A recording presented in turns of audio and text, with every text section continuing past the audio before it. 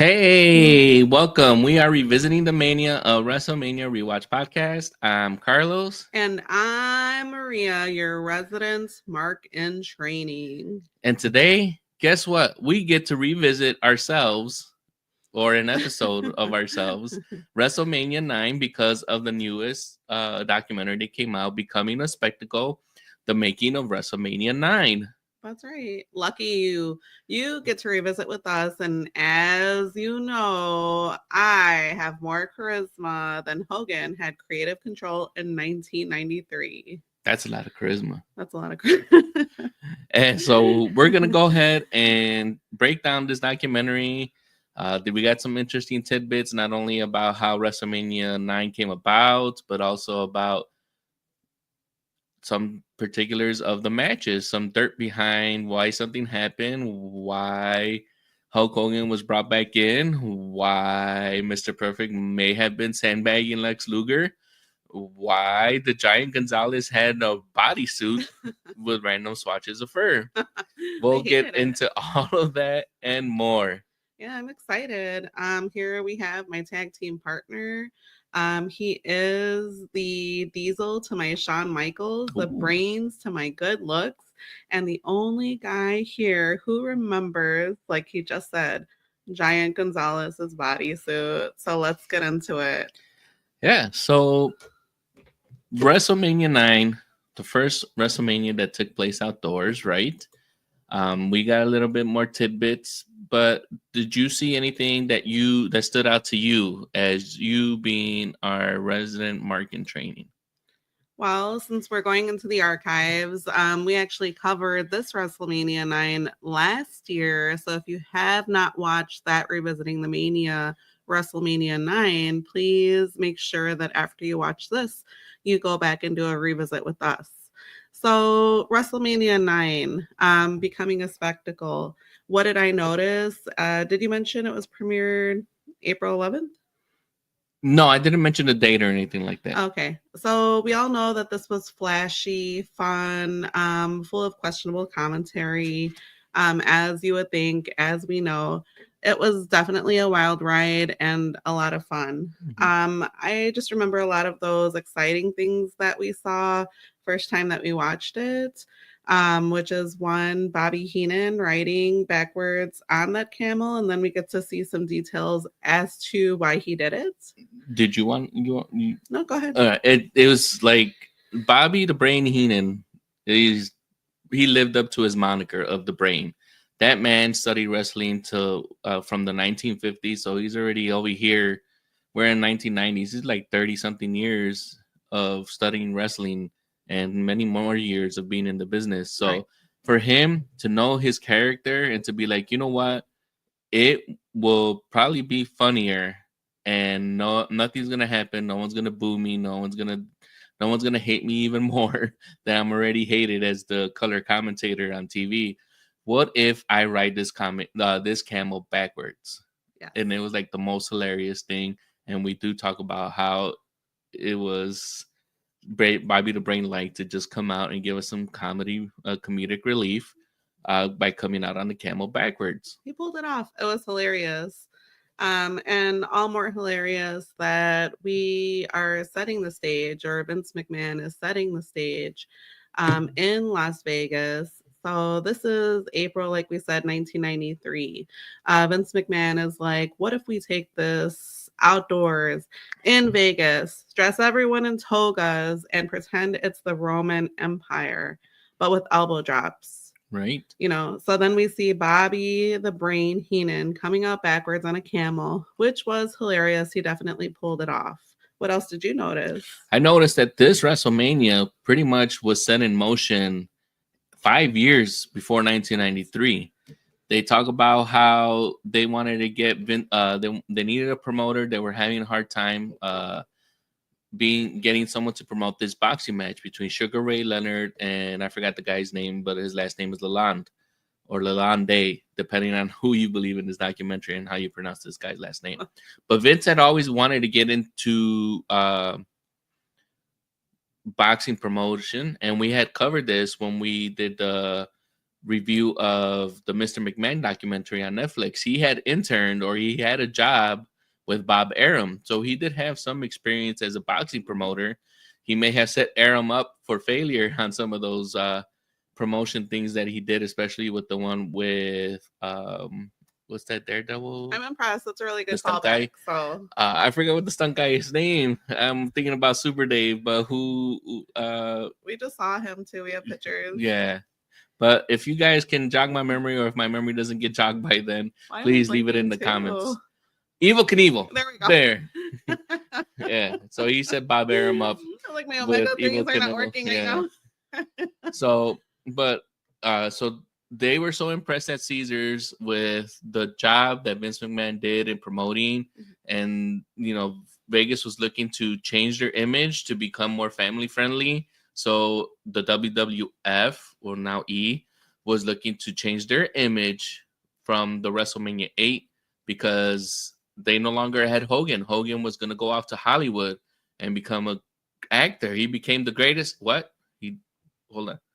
He failed at acting. Oh my God. Oh, okay. That's a rough time. So, but they wanted to get more children. They wanted to keep the kid audience. They wanted to keep the family stuff. So these two, Las Vegas and wrestling, decided to come together and give us WrestleMania 9. Right. So what's new there for me? So we have JR debuting on commentary, just like he is about to enter a Coliseum, which I thought was cool. Mm-hmm. And the commentary talks about how he's been building up to this, 17 or 19 years of his career? I think it was like at this point. Jim Ross? Yeah, Jim Ross. Had been going for a little bit longer. He's like 17 or 19 years. He's like, I've been working in my career, and here I am in a toga, Las Vegas, thousands of WWE Now E fans, and he's going to do a presentation in a toga. How nerve-wracking is that? But the show must go on. We also have Lex Luger there, who looks amazing, and Bruce Pritchard. Yeah, Bruce Pritchard, who's still with the company, and he was known as Brother Love, and he's still helping out Vince at this point in time. Which, to get into it, they have their Bibles, which is like these big journals. I didn't get a picture of it, but it's good to see that whole breakdown and how they have either the whole year already planned out in advance, or they write it down in the year. But we'll get into this a little bit more. So do you have anything else before I get into this other note that I have of the build-up before WrestleMania 9? Well, just how exciting is this? Aside from all those big names that we just talked about, we also have Bret Hart. Can't wait to get into that. Mm-hmm. And the creative swerve heard around the world. Right. So they're booking WrestleMania 9. They're trying to get everything going. They released the tickets for sale. And these were the prices for the tickets at WrestleMania 9. The guy running WrestleMania 9 at the show, Basil DeVito, I'll show a quick picture of him, mentions that he and Vince were always on, I guess, an agreement that they should have a cheap seat available, which you can see that they have in this diagram. They had the cheap seats at $25. Wow. And they're pretty much stuck in the corner. But can you imagine being able to go to WrestleMania 9 for $25 if you were able to get those tickets, with $250 for the ringside seats? They should still do something like that. Yeah, but unfortunately, they're a little bit bigger and capitalism. Better. Yeah. But as of when the tickets were released for sale, come around December of 1992, Basil DeVito tells Vince, hey, we've only sold 2,000 tickets, and they're normally sold out by them. And at the same time that this is happening, unfortunately, Hulk Hogan's career in acting, according to him, is not going the way he wanted. He misses wrestling. He misses being with the boys, and he misses the camaraderie that he had, which, whether you want to believe him or not, I don't. Which could very well be true. But I'm sure that Mr. Nanny did not have any good return and investment for him. Or maybe in the other movie he did with that. But so what do? They open up the books, and in February 22nd of 1993, Hulk Hogan returns to the WWE on a Monday Night Raw. Mm. You have anything else? Well, like you said, the meat. This documentary was all about the main events. So Hulk was very exciting. Like we were excited to see him return. But what about Bret Hart and Yokozuna? Yeah, Bret Hart and Yokozuna. Yokozuna wins the Royal Rumble after they finally agreed to have it at Caesar's casino. They start building towards WrestleMania, and they get Caesar and Cleopatra to come out at the Royal Rumble, who gives us a royal decree that we are all invited to WrestleMania 9. And kudos to Caesars, because I think you pointed it out, right? That they were very with it as far as Cleopatra? casting Caesar. I mean, during this time, I'm really surprised because with Cleopatra's, we don't know if they're going, not to say that this is fully historically accurate, but better than I anticipated for this point in time. So, what did you think about Hulkamania getting all revved up again?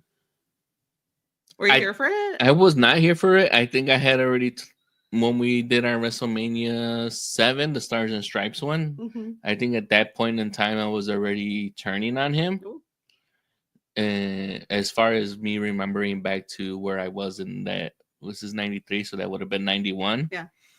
So as far as that would have been concerned, I think I was already starting to turn on him. And I really did enjoy that WrestleMania 8 was more about the Macho Man versus Ric Flair as the main event, because Ric Flair had won the WWF title because it was vacated at the time.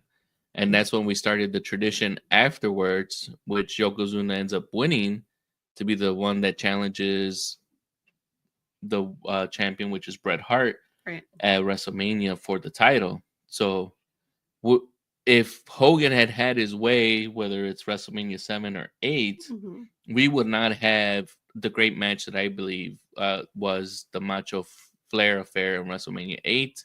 And we would not have the tradition that the champion of the the winner of the Royal Rumble challenges the champion at a WrestleMania event. Okay. Good point outs. Well, okay, so we're talking about this Bret Hart versus Yokozuna situation. Solid match, smart psychology, and then boom, salt in the eyes. There was a surprise roll up, and suddenly what happens? Yokozuna is the world champion.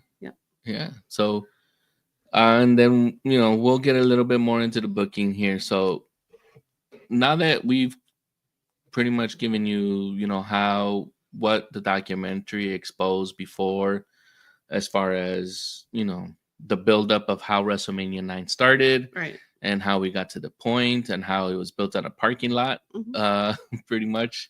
How Vince spent around $100,000 to have WrestleMania 9 look the way it did, which I figured the cost of getting the animals would have been more than that, but I was impressed that when they were talking through the documentary, they wanted everything to be the best.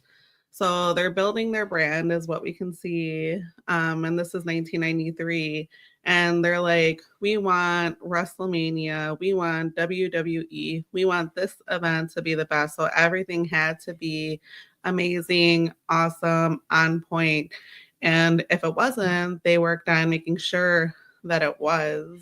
Right. And from what we got with Bruce Pritchard, this was one of the first WrestleManias where they started rehearsing everything before. So they showed us Randy Macho Man Savage being carried out, like he ends up being carried out later on in the event.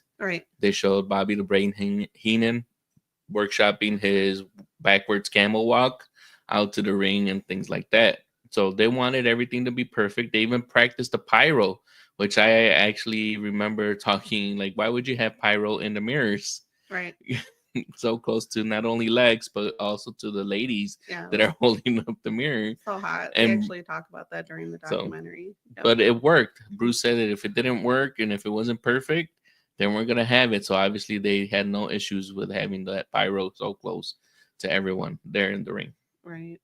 So, do we need to talk about Bret feeling like they did him dirty? Well, yeah. Well, this is where we get to the matches. Now, I believe that the only match that this documentary touched on Okay.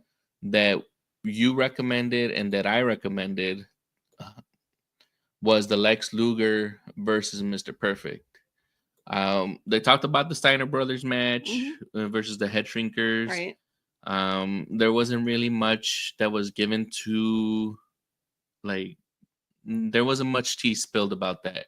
It was just like I had brought up in my version of it, that this was about the Head Shrinkers putting over the Steiner Brothers. They're saying the tea was cold. It was not hot. Yeah, it was not. It was not steaming. It was not. It was still steeping when they were talking about this match.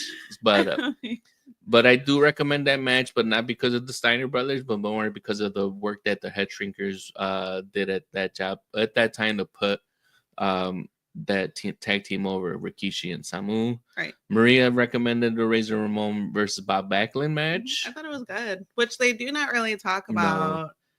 I think I'm not sure if Bob Backlund is still with us, but I know, unfortunately, Razor is no longer with us. They do not really talk about during this documentary.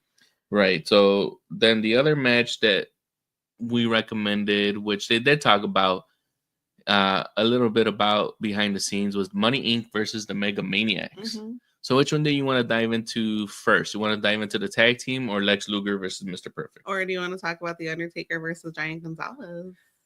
We could talk about that too. Let's try to go in order. So let's see here. This match was... Okay, so Money Inc. Money Inc. was the first match. So you want to go into it or you want me to start? You can start. Okay, so we end up finding out that Hulk Hogan, for some reason, 2 or 3 days before WrestleMania, decides to go jet skiing out in Clearwater, Florida with Brutus the Barber Beefcake. And he suffers an accident, which, if you want to believe him or not, I do not. When I heard him talking about it, I could not. I was like, this sounds so unbelievable. But then when he went through the motions of how his hands were here, and then the jet ski went up like this, and then it hit him in his eye, and he had a black eye. But at the moment when I was hearing him talk about it, everything about him talking about that made me say that's a lie. So I don't know whether I should go with like my instincts and just say like, that's a lie. Or I don't know if it's everybody always saying that don't believe a thing that Hulk says, because some of the stuff he says is just like so out there and fictitious. But what do you think? I'm going with I don't believe him. He claims that he pushed with his thumb the throttle or something. I'm not a Sea-Doo rider. I have never been jet skiing. So if you're watching us and if you have made it this far, please subscribe if you haven't. Give it a thumbs up, share with a friend. But if you've also ridden a Sea-Doo and know what Hulk Hogan is talking about, that if you push something with your thumb and nosedives a little bit more down, and that's what caused him to flip over, because it accelerated and he flipped over the Sea-Doo, which he knew the Sea-Doo was coming for him, so he decided to duck. But guess what? He was wearing a life jacket, so that brought him back up to the surface, and he was unable to protect his face. Sounds more like a see don't instead of a see do, but that's just me. I like to go with the story that many of us probably believe, and that is that Macho Man probably punched him. Right. We'll go with that. Right. And I believe this was also around the time where Miss Elizabeth was trying to separate herself from the Macho Man. And I believe this is covered in the Dark Side of the Ring episode, where Elizabeth was telling Randy that she was staying with Hulk Hogan and Linda, but it turns out that she was staying somewhere else. And Randy didn't believe Hulk, and that's when they got into an altercation because of that. Dun, dun, dun. So it's one of the best sections. You finally get context to the story, because when you watch WrestleMania 9, we saw his eye. We're like, what's going on with that eye? Was it politics? Was it panic? Was it just vintage Hogan show stealing? the doc lets the fans decide. Yeah, and the only thing that we can confirm is that Hulk Hogan does whatever it takes to get onto the stage because Vince saw the black eye. They have a discussion, and Nevada is one of these where they have to clear anyone for any type of athletic competition. So Vince is like, if you get it squared away with the doctors and the doctors clear you, then you can wrestle. Right. So what does Hulk Hogan do? He goes into the doc and goes get checked out, and he tells the doctor, "Hey doc, this is all makeup. We're running a new storyline. I'm gonna get in a feud with the Macho Man." Which him bringing that up randomly Very makes me specific. believe that he did get punched by Macho Man. Because why would you blame Randy if you're saying that that didn't happen to you? So that was fun to get. It was also fun to get information that, even though they weren't getting like top billion or anything like that, Right. that the $1 Million Man and IRS were there. Great. They look great, but they were there to do the job, and they told Hulk and Brutus because they both have facial issues. Yeah, Brutus had that mask, on. right? And that they'll protect them. They're like, we know where to punch, we know how not to get into the face, and I think they got rewarded because being able to do that match, and Maria recommended that match. It was so good because of them. Yeah, and that they retained their tag team titles. It was a weird booking. Like Jimmy Hart turns his jacket inside out.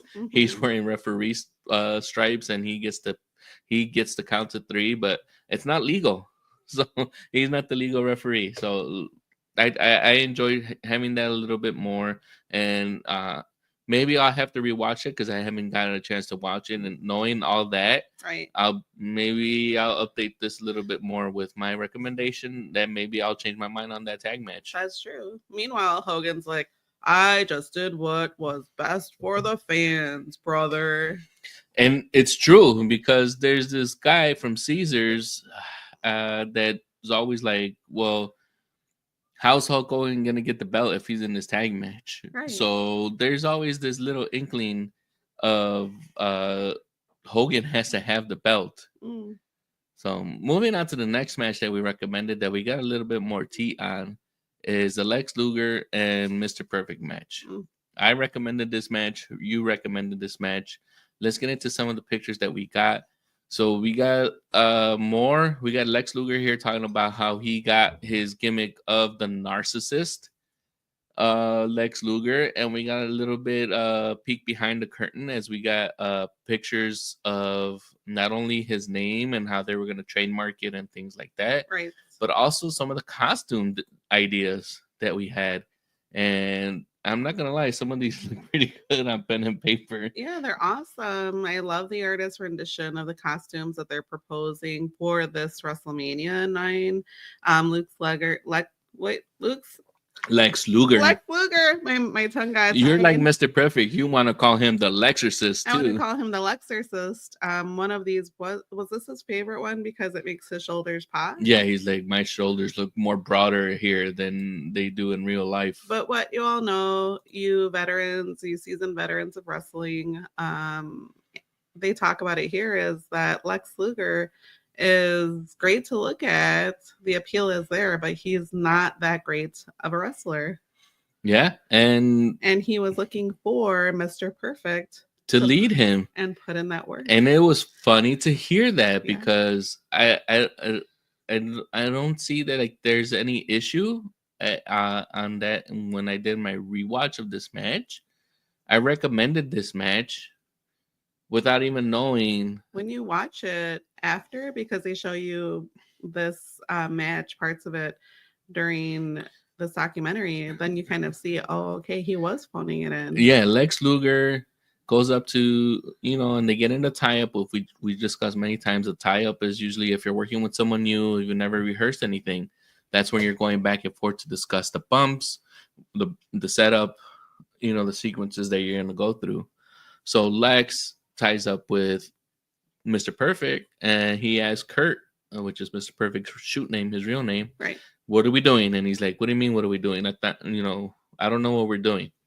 He asked him like 2 or 3 times, and you can believe Lex or you can believe me because Mr. Perfect's not here to actually say it. But I have reason to believe that he may have been sandbagging him on purpose now. Because unless Kurt was taking something that might have messed with his mind or anything like that. Potentially. He likes to say that he was maybe over caffeinated. Yeah, over caffeinated, over something. But I maybe there was like a little bit of like I'm gonna rivalry, not rivalry, but he's like I'm gonna see what this guy can do. You know, Vince is putting all this money behind him, right? I'm gonna see if this guy can work, right? So what a time to figure that out at a WrestleMania night, and he might have pissed him off. Like who knows? Like we don't know if Lex might have missed some rehearsal, right?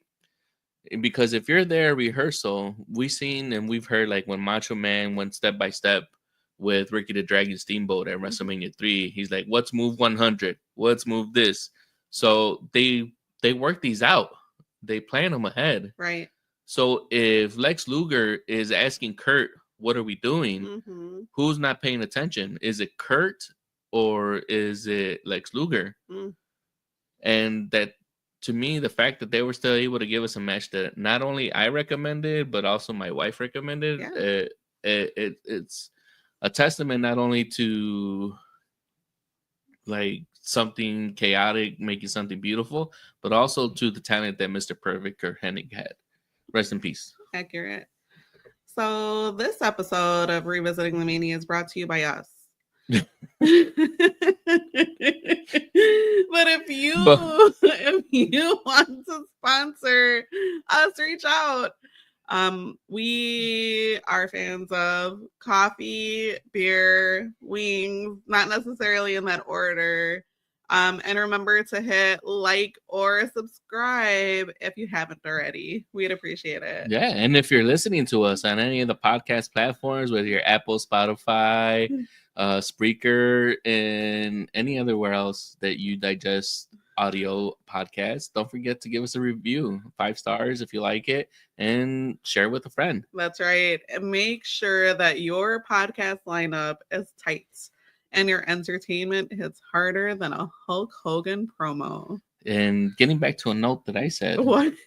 That Bob Backlund is still alive. Oh, thank you. So that was one of my favorite matches of WrestleMania IX. So, all right. So getting back to it, because you want to discuss it, I really didn't hear any more else about this match, but the Giant Gonzalez versus the Undertaker. That's right. All right, so let's get to it. So the Giant Gonzalez, I believe, debuts at the Royal Rumble. I like how everyone talks about his outfit. Yeah.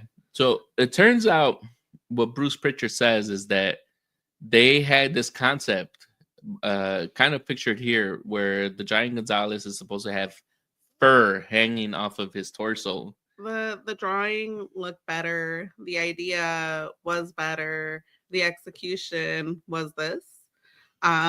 Which people were not happy with. I too was questioning why this outfit was happening during WrestleMania 9. But I believe they were impressed with his height. Yeah, and Vince was always impressed with giants. Yeah, but they had this thing where they ended up giving him an airbrushed, I guess you'd call it a leotard. It looks like a leotard. And with swatches of fur, really hot glued to his body or to that leotard. So it's not a good look. And what we know is that Giant Gonzalez definitely has the height. This gentleman has the build. Again, all the respect to you. But he's not really that great of a worker in the ring when it comes to wrestling. So Undertaker versus Giant Gonzalez, this was not one of our favorite matches. No, I could not recommend this match. Yeah. Just because the finish was just like terrible. Like you don't get a finish. You just get the Giant Gonzalez. If he's like this big intimidating character, right. Like he stands over the Undertaker. The Undertaker here admitted that he had to cock his head back to look and try to stare down with the Giant Gonzalez. Yeah, he was frustrated. You should not have to use chloroform. to have to use the quote unquote chloroform for the Giant Gonzalez to get a win over the Undertaker. And like the Undertaker mentions here, he had to try his best to save that match because he knew that the chloroform was on it. So he gets out from the gurney and he takes it to the Giant Gonzalez. And that pretty much saved and pretty much made that match a little bit better than it was. But it's definitely not worth a revisit for me. You're definitely correct. I agree with you 100%. And remember, wrestling fans, friends, togas are temporary, but legacy is forever. This was not that great of a match. We're still talking about how terrible this match was today. I think the idea was grand, but the execution was poor. This was not really a wrestling match. It felt more like a kaiju battle in slow motion. And the documentary treats it like the mythic struggle that it was. We definitely get that background from Undertaker, who explains that he was not satisfied with this match. So, what can we do? WrestleMania 9. So with that, we go into... Yeah, we can talk about the last match. Yeah. So the last match we have is Yokozuna, the winner of the Royal Rumble, right, versus the champion at the time, Bret the Hitman Hart, which I think he's aged pretty good here. We got a nice picture of him. He has. Yeah, makeup's not great, but he looks good. Yeah, the makeup was not good here, but we get the revelation that Hulk Hogan tells Jimmy Hart after his tag match, stay tuned because I still have more work to do. Ooh. I have more work to do. What do you think that meant? Well, it turns out that a few days before, 2 or 3 days before, Hulk Hogan and Vince McMahon had a conversation, and this could be one of the first instances where outside forces pretty much change. Ghostly forces? No, I think the people at Caesars made Vince change the ending to this match or to his pay-per-view. Really? Yeah, because the guy, I believe, is Bill Rose from Caesars, who was the head of the Caesars sports complex. Okay. Kept asking, when is Hogan going to win the belt? How is Hulk Hogan going to win the belt? So 2 or 3 days before, Bret Hart gets called into Vince's office or his hotel room, and he tells him that he's going to be dropping the belt to Yokozuna and that Hulk Hogan is going to challenge Yokozuna. And Bret's like, why? Why is this happening? Right. And we get one of the quotes of the night from this documentary that Bret Hart did not feel more screwed on that day he felt more screwed that day by Vince McMahon than any other. And we're like, really? What? I'm like, what about the Montreal Scrooge? Yeah, I guess you forgot what happens to you in November of 1996. But wait, that's 3 years later. Yeah. So hold on, Bret Hart. If they do a documentary on Survivor Series 1996, hold you're on probably. You've been screwed majorly twice by this point by Vince McMahon. So, oh shit. So that's what ends up happening. I believe this match was supposed to probably run around. It's not funny, but it is.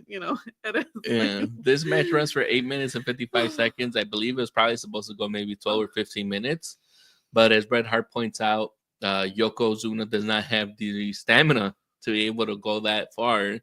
And we had to go and get to the finish a little bit earlier. Mr. Fuji does not have any idea. Bret Hart cannot hold Yokozuna in that sharpshooter move any longer. He's big. And he eventually digs out the salt. He hits Bret the Hitman Hart, which we get. He was assaulted. Yeah, he was assaulted. Second time, I think you try to get that joke in to that one. Maybe third. So Natty's on here. Natty, for some reason, is talking about this match more than Bret Hart is. Yeah. And but Yokozuna gets the roll-up pin in the win, and he becomes champion. I noticed that. Were you questioning why Natty? It was like Natty. I was wondering more why Natty was saying Bret instead of my uncle. My uncle. But I guess they were. Bret. I think they were just like worried that no one would know that that's her uncle. That's her uncle. That'd be confusing. Yeah. Girl, we like you, but also it was weird. I'm like, what?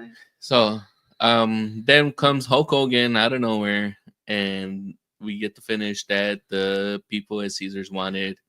That does not fall with anyone that is back in the stage. Shawn talks about it. Mm-hmm. Bret Hart talks about it, and Undertaker talks about it, that they were not happy that Hulk Hogan had forced his way back into the title scene for the 5th time. Correct. In his WWF Now E run. Yes. And they were, Shawn was ready to make the jump, which I'm a big fan of Shawn. I'm a big fan of Shawn. And I've always said that he pretty much, even though this is called the new generation, I think that he's the one that brought the attitude, and he started the attitude era way before Stone Cold. I'm the biggest fan of Shawn. So just to hear them talk about how they felt that this might have set them back a little bit more, and I kind of actually, now hearing them say, I think it did, because in WrestleMania 10, the matches, we don't get a Hulk Hogan anymore. We get the standout being the ladder match between Razor Ramon and Shawn Michaels as part of it, and so we get that standout match between I believe Owen and Bret Hart also in that match, in that pay-per-view too. So rest in peace, Owen. Yeah. So what are we saying here? Is WrestleMania 9? Did this change anything on how you view this pay-per-view, or anything that goes around on how WrestleManias are built? Because we got to see a little bit on how the how the omelet is made, how the eggs are broken, and everything like that. So, knowing what you know, I loved it. I really enjoy in the background. I like to hear interviews. I like to go back and see details. So I definitely enjoyed WrestleMania 9 becoming a spectacle. Is it worth the watch? Yes. But also, like Carlos said, does it change my view of anything that happened? No. I mean, the tea was good. We get some background as to how some of these things took place, how Shawn Michaels last minute was getting his outfit together, and how much effort. There's definitely controversy around Vince, so there's that. I'm not going to sit here and say, but you have to kind of look and see, like, this is them building their brand. This is them wanting the brand to be as best as it can possibly be for the people that are coming to watch the show. And I definitely enjoy how much effort was put into this. It's a big deal. Like you said, they made a parking lot into a full-on stage. This is Las Vegas, which is, like a big deal. And you just also, which is pretty cool, is they show who in the audience, who currently owns WWE. Oh, they show Nick Khan. Nick Khan is the CEO. They show a little glimpse of him. He was working as an usher at the WWE WrestleMania 9 events. They show him with the green usher shirt, and everyone's just all amazed. And that just tells you at times, if you're planning to stay in an industry, in a particular industry, don't burn your bridges. Don't burn your bridges. Also your britches. Don't burn those either. But don't burn your bridges, because that person that you're probably talking shit about, or trying to pick on and things like that, may end up being your boss later on down the road. Just imagine from being an usher to actually being an owner. And I don't agree with Hulk Hogan often on things, but he said that, this is definitely a part of the American dream, which in this year of 2025, rough times, guys, rough times. But it's just one of those things where you can start from the bottom and work your way up if you have, that want, and you have that dream to keep on working towards it. So that was definitely impressive to me. I was like, that's really awesome to see him in the audience. Also, we get to see an interview with their super fan.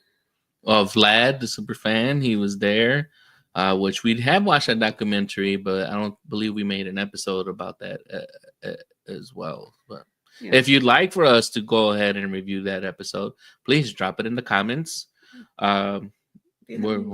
I don't have anything else to add as regards to this documentary. I enjoyed everything that got spilled on here. All the tea, I was drinking it up and asked for seconds and thirds. I thought I was British for a moment because of all the tea I was having. I just needed some some digestives to go along with the tea. Digestives. But Your biscuits. yeah, but overall, it didn't change anything as far as my matches or recommendations are concerned, except I guess if I needed to, it would probably be a recommendation for the Lex Luger and the Mr. Perfect match. Right.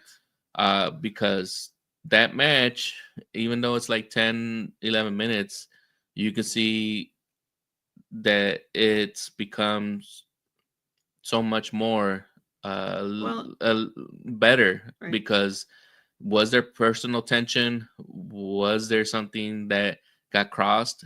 Now you could probably examine it a little bit more and see that they were able to make that rough start into something that not only I recommend as a longtime fan, but also my wife. As a mark in training.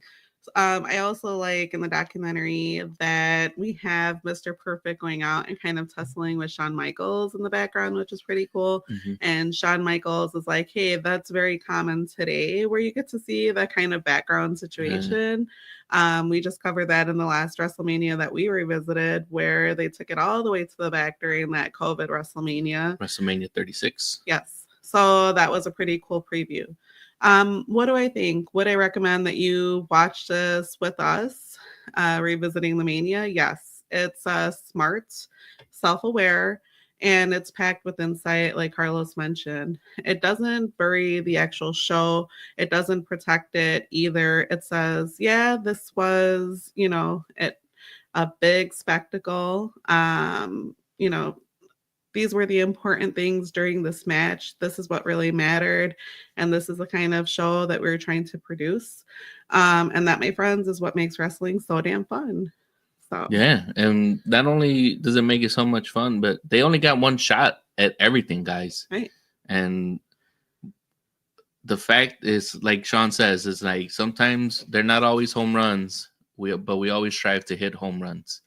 And as much as people may not like this WrestleMania and other WrestleManias, especially the most recent one, 41, these guys put a lot of effort and time and sometimes, their lives to entertain us, not only with their characters, but with their athletic prowess in the ring. Right.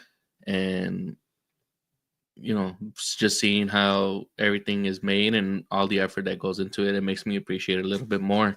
Will I be still recommending every match from every pay-per-view card? No, but those are different tastes for different people. You may not agree with what I recommend. You may not agree with Maria recommends. But the fact that we are here and we're talking about wrestling, right, and something that entertains us and keeps us talking, because it's an art form, whether you believe it or not. Everyone, it's wrestling entertainment. Everyone gets different vibes from different people and relates to different people. But I think that in the end, we all agree that professional wrestling is a pretty good escape and pretty good form of entertainment. Right. So fire it up on Peacock. Sit back, let it wash over you like the biggest sun on Bobby Heenan's shoulders while he was riding that camel backwards. That's our show for today. Yeah. Thank you for joining us. Like I said, don't forget to hit subscribe, like, share with a friend, share with a stranger, share with somebody. And see when we are able to get you our WrestleMania 37 revisit. Share it with your buddy who still defends the Hogan ending. Right? I guess. Yeah. I mean, I wouldn't. No? If you're still defending that Hogan ending, I really wouldn't want to share that with him. Shit. Okay, well, we'll catch you next time on Revisiting the Mania. And subscribe to our socials. Follow us on socials, so you can get updates on when we're planning to put out that WrestleMania 37. May is another busy month for us, unfortunately.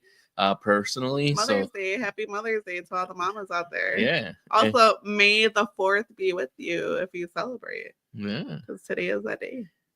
And thank you for watching. Have a great night.